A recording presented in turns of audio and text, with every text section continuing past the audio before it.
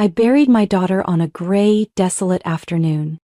The sky that day held not a single ray of sunlight, only heavy clouds looming overhead as if they too were weighed down by grief. A gentle breeze carried the cold through my skin, but I felt nothing.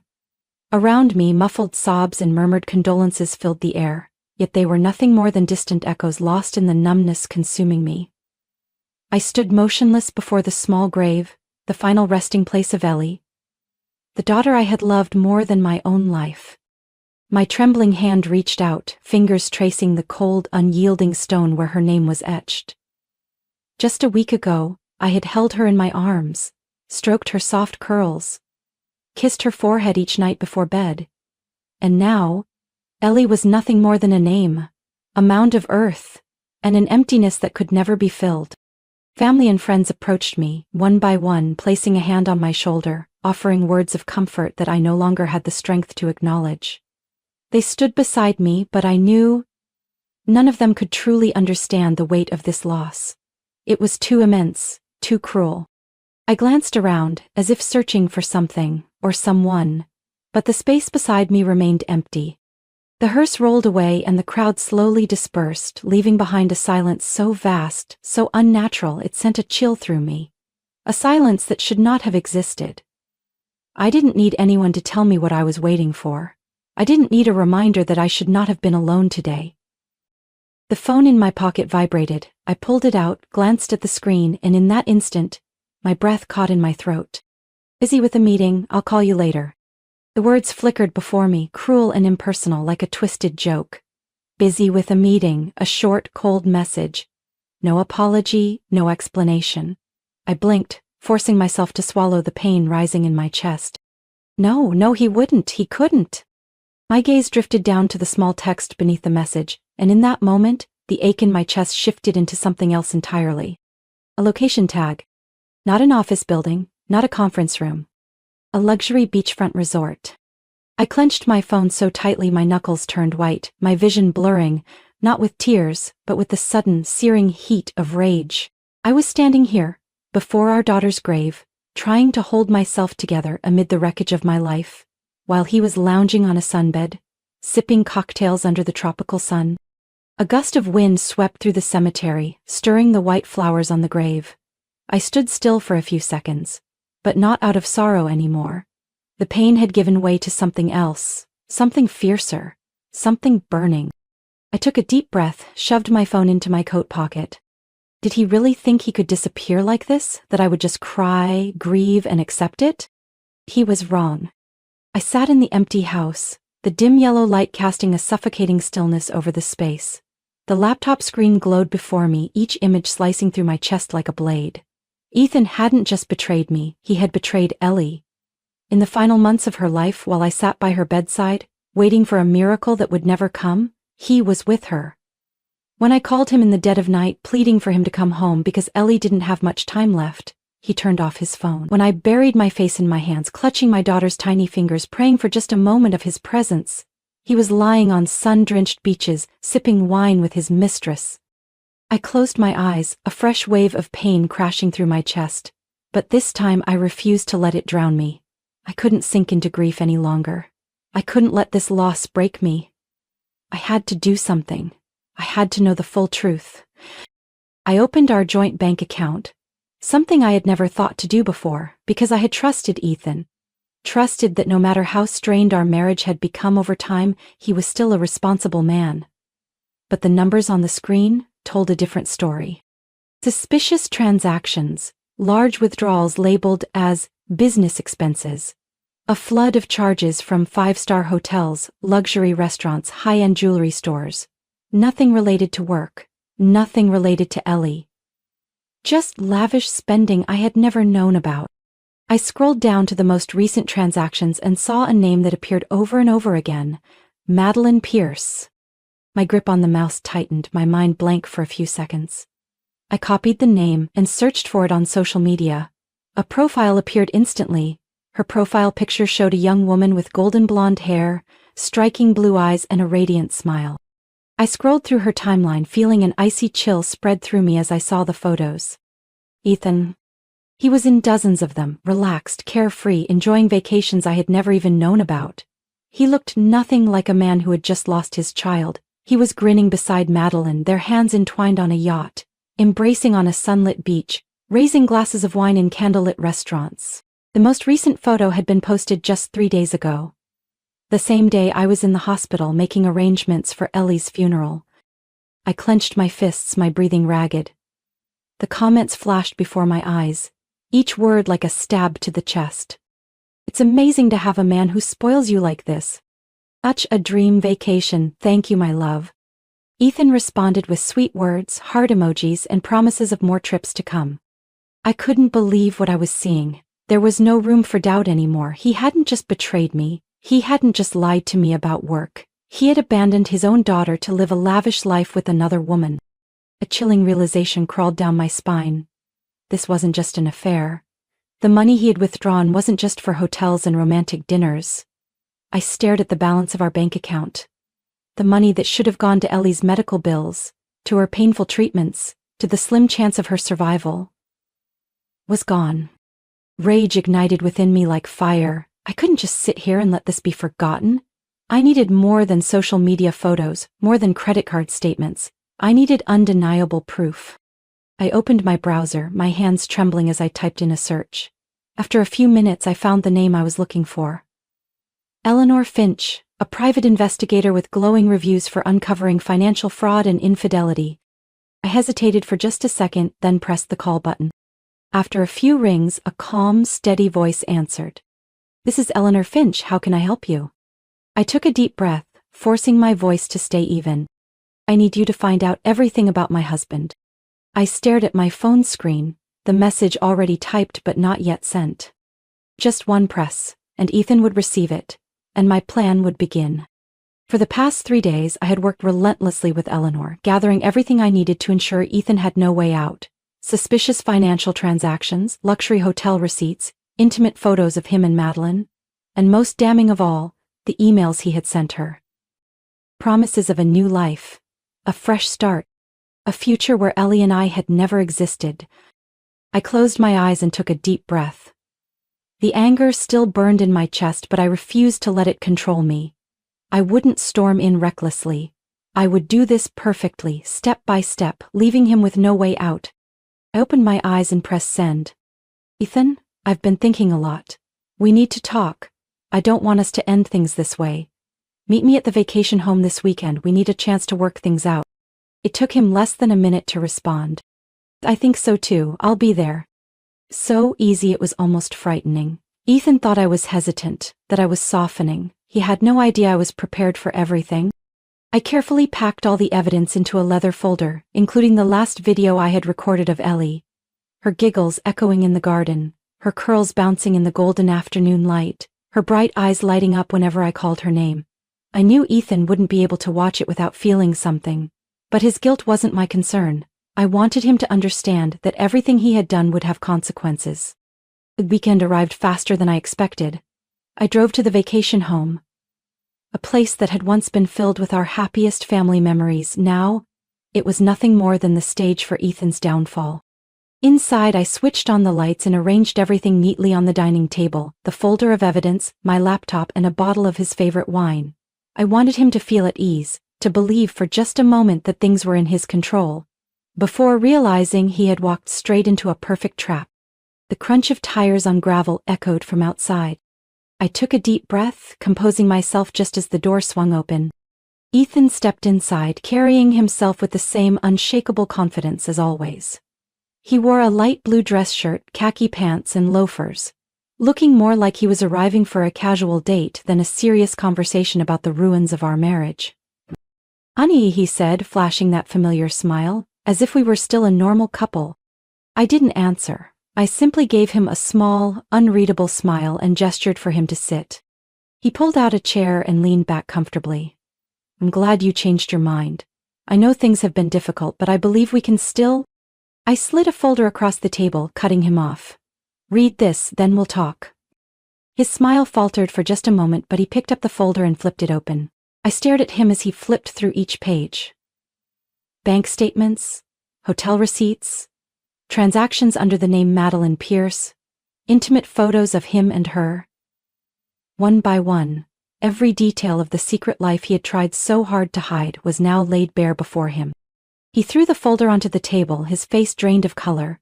"Where did you get this?" I tilted my head slightly, my voice cold. "Did you really think I would never find out? Ethan, you're not as smart as you think you are." He opened his mouth, about to say something, but I raised a hand to silence him. Without a word, I picked up the remote and turned on the TV. The video began to play. Ellie, in her little blue dress, ran through the garden, her laughter ringing out like music. "Mommy, look at me!" Her voice was bright, full of joy. The scene shifted. Ellie curled up in my lap, hugging her favorite stuffed bear. Her eyes shining with love as she gazed at me. I didn't look at Ethan, but I could feel him freeze in place. I heard his breathing grow unsteady, saw his fingers tremble against the table. I turned off the video. There was no need to drag it out any longer. "Where were you when she needed you?" I asked, my voice devoid of anger, devoid of pain. All that remained was emptiness.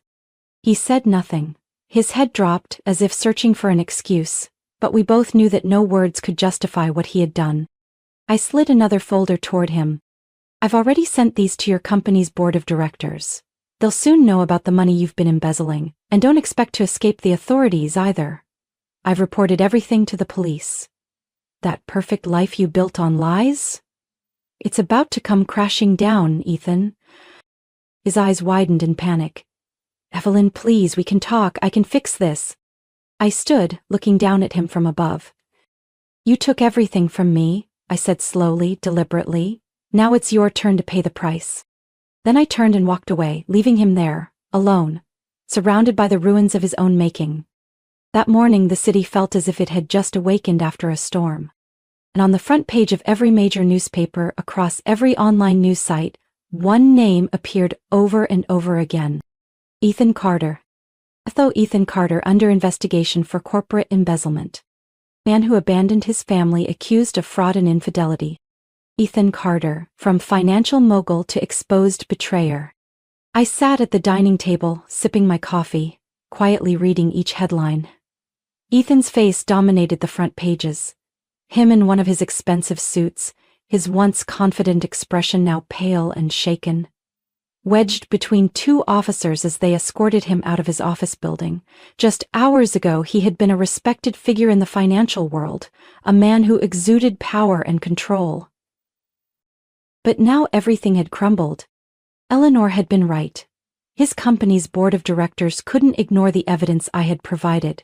Once the financial reports were reviewed, they uncovered a trail of suspicious transactions, missing funds and forged contracts. What I had found in our joint account was only the tip of the iceberg. Ethan had embezzled hundreds of thousands of dollars from his own company to finance his extravagant life with Madeline. I wasn't surprised when I heard the police had arrested him at his office. There was no escape for him now. The images of him being led away under the blinding flashes of cameras, surrounded by jeering former colleagues and employees, filled me with a cold satisfaction. He was no longer the powerful man I once knew. He was nothing more than a disgraced fraud, stripped bare before the world. My phone buzzed. I glanced down at the screen. "Ethan Carter is calling." I set my coffee down and stared at the name flashing across the screen. This was the third time he had called since his arrest. I could only imagine his desperation, his frantic attempts to grasp onto any last shred of hope. I let the phone ring until it went silent. A minute later, a voicemail notification appeared. I didn't listen to it. I had spent far too much time waiting for his explanations. When I had begged him to come home for Ellie, when I had sat alone in the hospital, when I had arranged our daughter's funeral by myself. Where had he been? Back then my phone had buzzed too, but only with messages telling me he was busy. Busy with work. Busy with meetings. Busy with things that had never even existed. Now I was the one who was busy? I stood up, picked up my phone, and blocked his number. On the TV screen, the morning news continued covering the arrest. A brief interview flashed by. A former employee of Ethan's company stood in front of the camera, his face filled with anger. He always acted like the perfect leader, a brilliant executive, but in the end, he was just a thief, someone who exploited people's trust to fill his own pockets. Another comment played from a financial expert. With the amount he embezzled, Ethan Carter could be facing at least 10 years in prison. This is a major shock to the business world, but perhaps not so surprising to those who truly knew him. I turned off the TV. I didn't need to hear any more. I knew he would keep trying to reach me. Maybe he thought I would pity him. Maybe he believed I would forgive him. But Ethan Carter had been dead to me for a long time. He had taken everything from me. My marriage, my trust, our daughter. But I had reclaimed the one thing that mattered most, my freedom. Ethan could scream, he could beg, he could try to escape the consequences. But he would never get a response from me again. I stood in the middle of the living room of what had once been my home, the emptiness pressing down on me. Everything remained just as it was the last time Ellie had been here. The couch where she used to curl up and watch cartoons. The corner of the wall where I had marked her height year after year. The faint scent of vanilla still lingering in the kitchen from the cookies we used to bake together on weekends. But this house was no longer a safe haven. It was a memory, a past, a weight I could no longer carry. I had made my decision. I was going to sell the house. Not because I wanted to forget Ellie, but because I needed to move forward. I couldn't live in a space haunted by what could have been, in rooms filled only with absence. I needed a fresh start, somewhere untouched by ghosts of the past. The sale happened faster than I expected. A young family, a husband, wife, and their 2 small children, fell in love with the house the moment they stepped inside.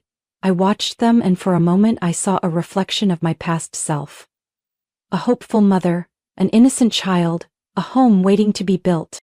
When I signed the final papers, I didn't feel lost. I felt relief. I used part of the money to begin a new chapter of my life. But the majority of it? I donated to something I knew Ellie would be proud of. A foundation to help families with terminally ill children. I named it Ellie's Light. I know the pain of parents who have to watch their child suffer, powerless to stop it. I was once one of them. I spent countless hours in hospital rooms, watching Ellie fight for every single day, every single hour. I know the crushing weight of medical bills piling up, the despair of realizing that life-saving treatments are just out of reach because of finances. I can't change my past, but I can help others so they don't have to endure the same helplessness. At first, the foundation was just a simple idea, a fund to help struggling families cover hospital bills, a program to provide parents with access to the latest treatment options. But it grew faster than I ever imagined. Old friends, former colleagues, even complete strangers who heard my story stepped forward, wanting to help. Doctors and nurses from the hospital where Ellie had been treated reached out, eager to collaborate and offer the best medical support possible to other children in need. Local business owners started making donations, organizing fundraisers to expand our programs. Within just a few months, Ellie's Light was no longer just a small initiative. It had become a true lifeline, a place where parents could turn when they felt like they had nowhere else to go. I no longer felt trapped in my grief. I felt a purpose. As my life slowly found its rhythm again, I realized that I needed to do something for myself too. For too long I had merely survived, just getting through each day. But now, I wanted to live. I moved into a small apartment in the suburbs. A quiet but not isolated place where I could wake up to the morning sun streaming through my window. Where I could start over, without being surrounded by the weight of old memories. I signed up for a photography class. I had never seriously picked up a camera before, but now I saw it as a way to appreciate life differently, to capture the beauty in the small, fleeting moments. I started taking morning walks, photographing the simple yet meaningful things around me. Wildflowers growing by the roadside, children laughing in the park, an elderly couple holding hands beneath golden autumn leaves. I made new friends. People who knew nothing about my past, who didn't look at me with pity or sadness. We talked about movies, books, places we wanted to visit. I realized that life wasn't just about loss. There were still beautiful things waiting for me to discover. There were still nights when I lay in bed staring at the ceiling, thinking about Ellie. I missed her. I missed her radiant smile, her joyful laughter. But that longing no longer felt like a void swallowing me whole. It had become a gentle light, like the glow of a sunset at the end of the day. Still there, still present, but no longer something that made me collapse. One afternoon I sat on my balcony, a cup of tea in hand, watching the trees sway gently in the wind. My phone buzzed with a message from a mother my foundation had just helped. "Thank you, Evelyn. Because of Ellie's light, my son now has access to a treatment we never thought possible." I don't know how to express my gratitude. I set my phone down and looked up at the sky. I thought of Ellie, of the sparkle in her eyes whenever I told her about the good things in the world. "I did it, Ellie. I hope you're proud of me." That morning, in the early days of winter, I found the letter in my mailbox, a plain brown envelope, the handwriting messy and uneven. But I didn't need to look at the sender's name to know who it was from. Ethan Carter. I stood there, the envelope in my hands, the crisp morning air slipping past my collar and into my coat. I hadn't answered a single one of his calls since his arrest. I had blocked his number, erased any way for him to reach me. But now, he had found another way. I walked inside, set the envelope on the table and stared at it as if it might burst into flames right before my eyes. I didn't want to read it, but I couldn't ignore it, either. Finally, I pulled a letter opener from the drawer and sliced the envelope open with a swift motion, pulling out the folded sheet of paper inside. "Evelyn, I don't know if you'll read this. Part of me hopes you'll throw it into the fire the moment you see my name. Another part hopes you'll read it to the end. Either way, I have to write this. Because if I don't, I will carry it to my grave. I know I've made mistakes that can never be undone. But there's something I never told you. Something you may never forgive me for, and I understand that. I could have saved Ellie." My fingers clenched the edge of the paper. My heart stopped. After Ellie was admitted to the hospital for the last time, I had a secret meeting with her doctor. They told me there was an experimental treatment, a new therapy that might have given her a chance. It wasn't guaranteed, but it was hope. "I didn't tell you.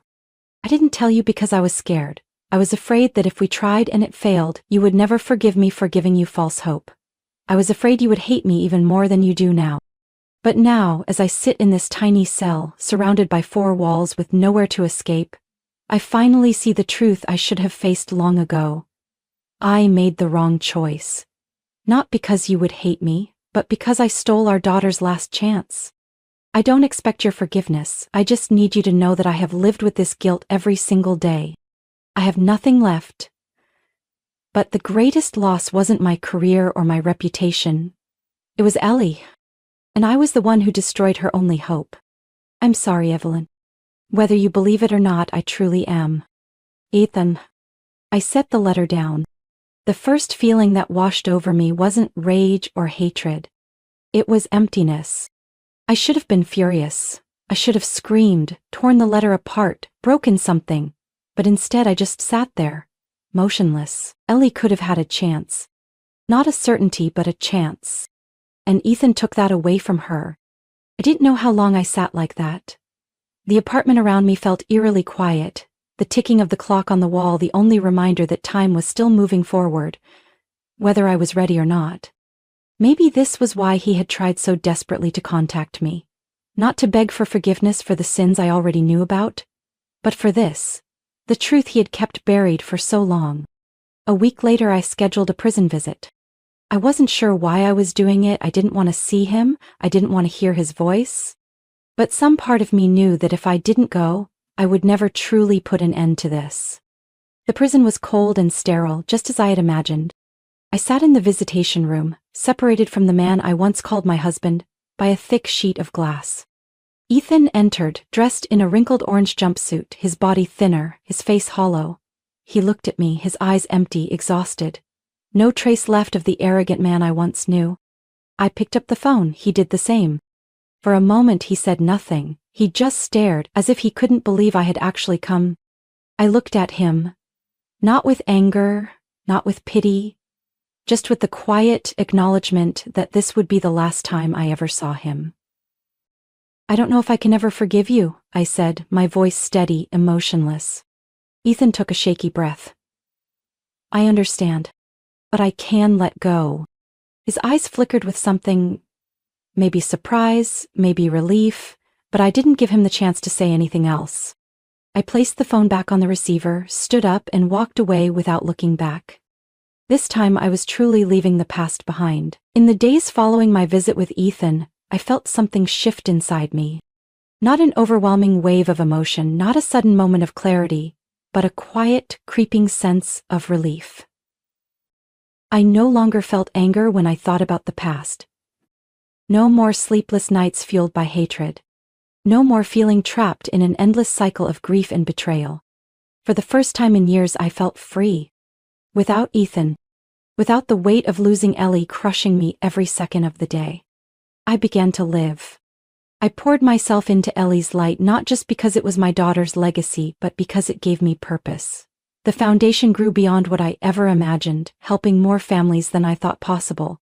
We didn't just provide financial support, we offered counseling, connected parents so they wouldn't feel alone in their fight. Every time I saw a child receive treatment their family never thought they could afford, I felt Ellie's presence. She was still here. She was still alive, through the good I could do for others. I no longer stayed in the small apartment. After much thought, I decided to move to a seaside town. A place filled with peace and light. I wanted a completely fresh start. Not to run away, but to embrace what life still had to offer me. Every morning I walked along the shoreline, feeling the soft sand beneath my feet and breathing in the salty ocean air. I continued taking photographs, capturing the simple yet meaningful moments. An elderly couple holding hands as they strolled along the beach, a child building a sandcastle with pure joy, the waves crashing against the shore like the steady heartbeat of the ocean. I once thought happiness was something I would never feel again. But now it was slowly finding its way back to me little by little. I also opened my heart to new people. Not all at once, but gradually, I allowed myself to reconnect with the world around me. I made friends with neighbors, with the people I met at the little cafe I visited every morning. I learned to enjoy casual conversations, no longer feeling awkward or afraid when someone asked about my past. The past was no longer an open wound. It had healed, becoming a part of me, but it no longer defined who I was. One late afternoon I walked along the beach, my bare feet sinking into the cool sand. The sun was setting, painting the sky in brilliant shades of orange, its glow reflecting on the shimmering waves. I stopped, gazing out at the horizon, letting the sea breeze tangle my hair. I reached into my pocket and pulled out a small seashell, rolling it gently between my fingers. Ellie had loved collecting seashells. I remembered how she used to run along the shore, laughing with delight whenever she found one with a unique shape. I smiled, lifting my eyes to the sky, where the sun was slowly dipping below the horizon. I did it, sweetheart. I hope you're proud of me. My words dissolved into the air, carried away by the ocean breeze. But I knew Ellie had heard them. And for the first time in so many years I truly felt at peace. Life isn't always fair, and sometimes it takes away the things we cherish most. But from pain and loss we can choose how we rise. Evelyn Carter's story is not just one of betrayal and grief, but a journey of rediscovery. From a woman drowning in sorrow, to someone strong enough to let go of the past and create new meaning in her life. In reality, we all carry wounds, but what truly matters is how we overcome them to find light again. Evelyn Carter's story is one of loss and hope, of betrayal and freedom. What do you think of her choices? Would you be able to forgive if you were in her place? Share your thoughts below. And don't forget to follow the channel to hear more stories about life, family, and the strength to overcome challenges.